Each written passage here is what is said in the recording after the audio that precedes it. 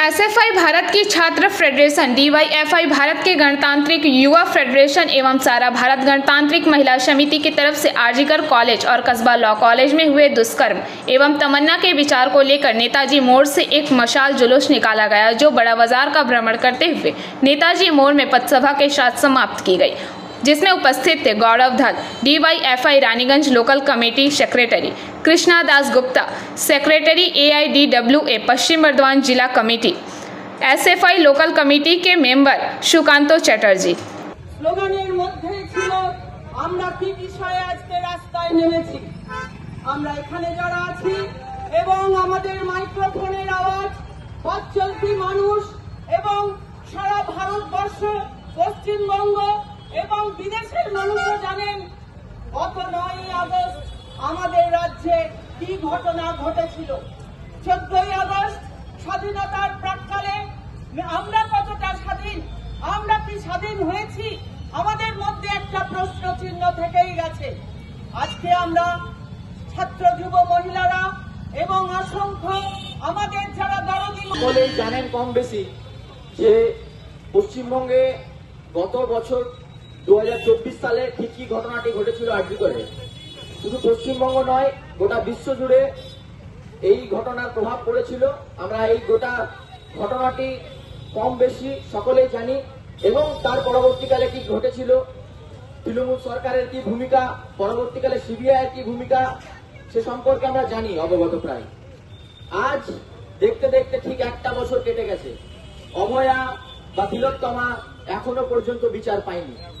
কিন্তু আমরা দেখতে পাচ্ছি সিবিআই এর হাতে ঠিক 3 দিন পর ঘটনাটি স্থানান্তরিত হওয়ার পরে কেসটি সিবিআই এর কি করুণ পরিস্থিতি। সিবিআই যে সাক্ষ্য প্রমাণ কোর্টে পেশ করেছিল তার সপক্ষে শুধুমাত্র একটি ব্যক্তি সঞ্জয় রায়কে দোষী সাব্যস্ত করা হয়। কিন্তু আমাদের খুব স্পষ্ট করে বুঝতে হবে একটা বিষয়, যদি সঞ্জয় রায় কলকাতার সিভিক পুলিশের এক সামান্য কর্মী এবং অস্থায়ী কর্মী, সে যদি একাই এই ঘটনাটির দোষী হয়ে থাকে, তাহলে তার পরবর্তী কিছু কথা আমাদের মাথায় রাখতে হবে।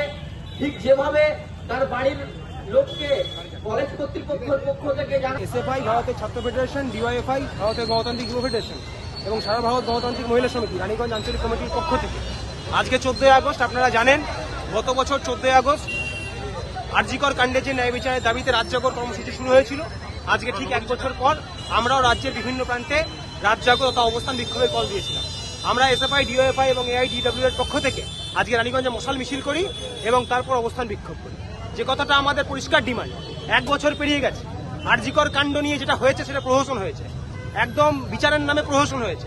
একদম সিবিআই এবং রাজ্য সরকার, তৃণমূল এবং বিজেপি একদম সম্পূর্ণ সেটিং করে এই ঘটনাকে লুকিয়েছে।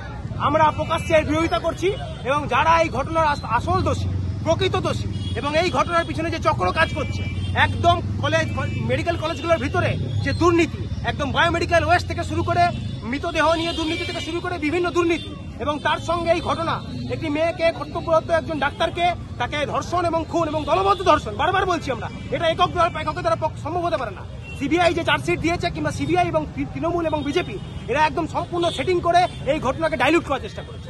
তার সঙ্গে আমরা দেখেছি কদিন আগে কালীগঞ্জ উপনির্বাচনে একটা 9 বছরের বাচ্চা মেয়েকে। रानीगंज से सम्राट दास की रिपोर्ट, पीवीटीवी न्यूज।